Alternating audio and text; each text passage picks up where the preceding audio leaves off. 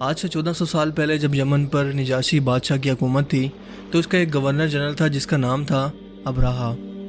یعنی کہ نجاشی نے یمن کو سونپ رکھا تھا ابراہا کو، وہ اس علاقے کا گورنر تھا۔ ابراہا کا دین عیسائیت تھا، لیکن اس کے ملک سے ہر سال جب مسلمان حج کرنے کے لیے مکہ مکرمہ کی طرف جاتے تو ابراہا ان سے سوال کرتا کہ تم مکہ کیا کرنے کے لیے جاتے ہو؟ مسلمان جواب دیتے کہ وہاں پر اللہ کا گھر ہے، ہم وہاں پر حج کرنے کے لیے جاتے ہیں۔ ابراہا کے دماغ میں اس کے بارے میں بہت سارے سوال تھے کہ کیا ایک بنے ہوئے گھر کے لوگ عبادت کرتے ہیں؟ کیا خدا کا اپنا گھر موجود ہے؟ اسی سوچ کو لے کر اس نے یمن کے اندر ایک بہت بڑا ٹیمپل تیار کیا جو اس سے پہلے پوری دنیا کے اندر کسی نے بھی تعمیر نہیں کیا تھا۔ اس نے کہا کہ جیسے مسلمان خانہ کعبہ کے گرد طواف کر کے اللہ تعالیٰ کی عبادت کرتے ہیں، اسی طرح سے یہ میرے بنائے گئے ٹیمپل کے اندر جا کر بھی عبادت کریں۔ لیکن ظاہر ہے کہ مسلمان خانہ کعبہ کے علاوہ کسی بھی جگہ جا کر حج نہیں کر سکتے، سو انہوں نے صاف انکار کر دیا۔ ابراہا کو یہ سن کر بہت غصہ آیا۔ اس نے غصے کے اندر فیصلہ کیا کہ میں مسلمانوں کے مقدس ترین مقام یعنی کہ خانہ کعبہ کو نعوذ باللہ گرا دوں گا۔ یہ سوچ کر وہ غرور و تکبر سے بھرا ہوا اپنے تقریباً 30 ہاتھیوں اور 40,000 غلاموں کی فوج کو لے کر وہ مکہ کے لیے روانہ ہوا۔ اس کے ساتھ ایک عرب گائیڈ بھی موجود تھا جو اسے مکہ تک کا راستہ دکھاتا رہا۔ مکہ سے کچھ فاصلے پر جا کر ابراہا نے اپنے ڈیرے جما لیے۔ اس وقت کے اندر حضور پاک صلی اللہ علیہ وآلہ وسلم کے دادا عبد المطلب، یعنی کہ جو حضور پاک صلی اللہ علیہ وآلہ وسلم کا قبیلہ تھا، اس کے سردار عبد المطلب تھے، یعنی کہ حضور پاک کے دادا۔ جب ابراہا مکہ کے قریب خیمے لگا کر رک گیا تو اس نے عبد المطلب کے تقریباً 200 اونٹ اور کئی بکریوں کو اپنے قبضے میں لے لیا۔ عبد المطلب کو جب اس بات کی خبر ہوئی تو وہ اپنے جانوروں کی بازیابی کے لیے اور انہیں آزاد کروانے کے لیے ابراہا کے پاس روانہ ہوئے۔ عبد المطلب بہت زیادہ خوش شکل، بہت لمبی ہائٹ کے اور بہت ہی جاذب نظر شخصیت کے مالک تھے۔ ابراہا نے جب انہیں پہلی بار دیکھا تو ان کے دل میں عبد المطلب کے لیے بہت زیادہ رسپیکٹ پیدا ہوئی کہ وہ اپنے مقدس ترین گھر کے بچاؤ کے لیے کم از کم ڈائلاگ کرنے کے لیے، بات کرنے کے لیے تو آئے ہیں۔ وہ اپنی سیٹ سے کھڑا ہوا اور عبد المطلب سے ان کی جب بات شروع ہوئی تو حضور پاک صلی اللہ علیہ وآلہ وسلم کے دادا نے سب سے پہلا سوال اپنے جانوروں کو آزاد کرنے کا کیا۔ یہ نہیں کہا کہ تم خانہ کعبہ پر اٹیک کرنے کے لیے کیوں آئے ہو، یا تمہیں یہاں نہیں آنا چاہیے تھا، یا اس سے ریلیٹڈ اس کو کوئی بھی آفر کی ہو۔ ابراہا یہ سن کر بہت حیران ہوا۔ اس کے دل میں جو عبد المطلب کے لیے بہت زیادہ رسپیکٹ تھی وہ ایک دم سے ختم ہو گئی۔ وہ کہنے لگا کہ میں اتنی دور سے تمہارے مقدس ترین مقام پر قبضہ کرنے کے لیے، نعوذ باللہ خانہ کعبہ کو گرانے کے لیے آیا ہوں، لیکن تمہیں پرواہ ہے تو صرف اور صرف اپنے جانوروں کی۔ تم یہاں پر مجھ سے خانہ کعبہ کے بارے میں، اپنے مقدس مقام کے بارے میں کوئی بات نہیں کرنے آئے۔ عبد المطلب نے مسکرا کر جواب دیا، جن جانوروں پر تم نے قبضہ کیا ہے وہ میری ملکیت ہیں، سو ان کی حفاظت کرنا بھی میری ذمہ داری ہے، جبکہ خانہ کعبہ جو اللہ تعالیٰ کا گھر ہے اور وہ اپنے گھر کی حفاظت کرنا جانتا ہے، سو مجھے اس کے گھر کی حفاظت کرنے کی کوئی ضرورت نہیں ہے اور نہ ہی فکر مند ہونے کی۔ ابراہا نے یہ جانور ابو طالب کو واپس کر دیے۔ آپ یہ جانور لے کر واپس آ گئے اور اس کے بعد آپ خانہ کعبہ کی دیوار سے لپٹ کر دعا کرنے لگے کہ اے اللہ اپنے گھر کی حفاظت فرما اس دشمن سے جو اس کو گرانے کے لیے آیا ہے۔ آپ کا یہ کہنا تھا کہ اسی وقت اچانک سے آسمان پر کہیں سے ابابیل پرندے اکٹھے ہونا شروع ہو گئے۔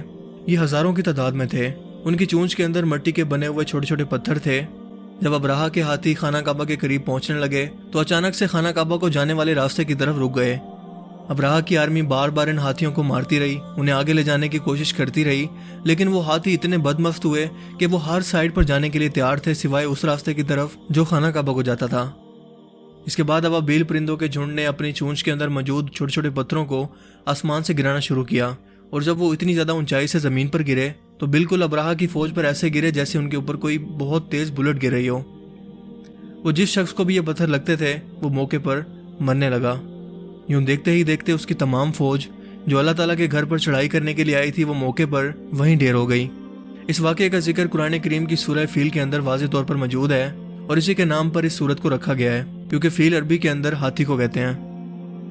اور ابراہا کی جو فوج تھی وہ بھی 30 ہاتھیوں پر مشتمل تھی۔ اس کے پاس اپنا ایک پرسنل ہاتھی تھا جو کہ سب سے بڑا تھا اور وہ سفید رنگ کا تھا۔ حالانکہ عرب کے اندر ہاتھی نہیں پائے جاتے، لیکن ابراہا کا تعلق تھا چونکہ افریقن علاقوں سے، اور افریقہ کے اندر آپ کو پتہ ہے کہ ہاتھی پائے جاتے ہیں۔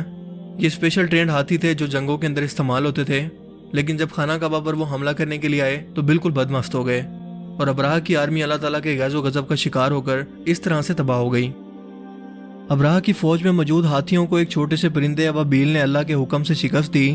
پرندوں پر تحقیق کرنے والے ماہرین نے دریافت کیا کہ ابابیل 10 ماہ تک مسلسل اڑ سکتا ہے۔ 10 ماہ کے سفر کا مطلب یہ ہے کہ یہ 10 ماہ تک آسمان میں ہی رہتا ہے، اسی دوران ہی کھاتا ہے और 1 मिनट भी ज़मीन पर नहीं उतरता। अपनी छोटी जिसामत के बावजूद अबाबील स्विफ्ट का शुमार दुनिया के बुलंद तरीन परवाज़ और तेज़ रफ्तार परिंदों में होता है। इससे पहले लंबी तरीन मुसलसल परवाज़ का रिकॉर्ड था 6 माह, और ये भी अबाबील की एक किस्म के पाफ था जिसको कहते हैं अल्पाइन स्विफ्ट। आम अबाबील, जिसे साइंसी ज़बान में कहते हैं एपस एपस, उसने तो ये 6 माह का रिकॉर्ड भी तोड़ दिया है और 10 माह का रिकॉर्ड कायम किया है। क्योंकि यूरोप से अफ्रीका तक मौसमी नकल मकानी, जिसे हम सीजनल माइग्रेशन कहते हैं, इस दौरान परिंदे एक कॉन्टिनेंट से दूसरे कॉन्टिनेंट तक सफ़र करते हैं बिना रुके। इसी सफ़र के दौरान अबाबील ने मुसलसल 10 माह तक बिना रुके और ज़मीन पर उतरते हुए प्रवास की और वर्ल्ड रिकॉर्ड कायम किया। स्वीडन की लिनॉर्ड यूनिवर्सिटी ने डाटा हासिल करने का एक नया तरीका इख्तियार करते हुए 19 स्विफ्ट परिंदों का मुताला किया तो इनको मालूम हुआ कि जब ये परिंदा अपनी नस्ल नहीं बढ़ाता तो इस दौरान 10 माह के अरसे में 99% वक्त में ये मुसलसल उड़ता ही रहता है। इकोलॉजी के प्रोफेसर्स के मुताबिक आम स्विफ्ट परिंदे अगस्त में अपना घर छोड़कर वस्त अफ्रीका के जंगलात की जानिब प्रवास करते हैं। इनमें से कुछ एक रात, कुछ कई दिन और कुछ कई महीनों तक ज़मीन पर पैर ही नहीं रखते। करंट बायोलॉजी में शाया होने वाली इस तहकीक के मुताबिक रात को वो कम बुलंदी पर प्रवास करते हैं ताकि ऊपर आसमान में जो हवा की फ्रिक्शन मौजूद है उससे अपनी एनर्जी बचा सकें, जबकि दिन के अंदर ये गर्म हवाओं की डायरेक्शन की वजह से आगे की तरफ बढ़ते रहते हैं और इस दौरान ये अपनी एनर्जी को बचा कर रखते हैं। मज़े की बात तो ये है कि ये अपनी उड़ान के दौरान ही खाना जमा करके खाते भी रहते हैं और शायद रात के किसी वक्त थोड़ा बहुत आराम भी करते हों, लेकिन बहुत ही थोड़े वक्फे के लिए। इसके अलावा एक और दिलचस्प बात यह है कि स्विफ्ट परिंदों की ज़िंदगी भी बहुत ज़्यादा तवील होती है। ये परिंदा औसतन 20 साल तक जिंदा रह सकता है।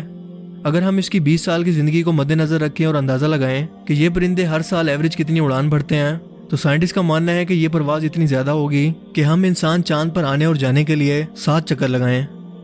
और यही खसूसियात थी जिसकी वजह से अबाबील परिंदे को अल्लाह ताला की तरफ से चूज़ किया गया और इसने अल्लाह ताला के घर को प्रोटेक्ट करने के लिए इस्लाम दुश्मनों को नेस्तो नाबूद किया।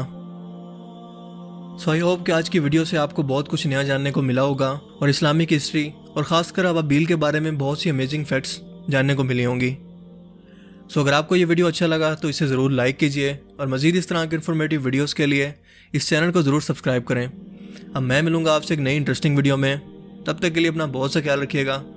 Thanks for watching this video. अल्लाह हाफिज़।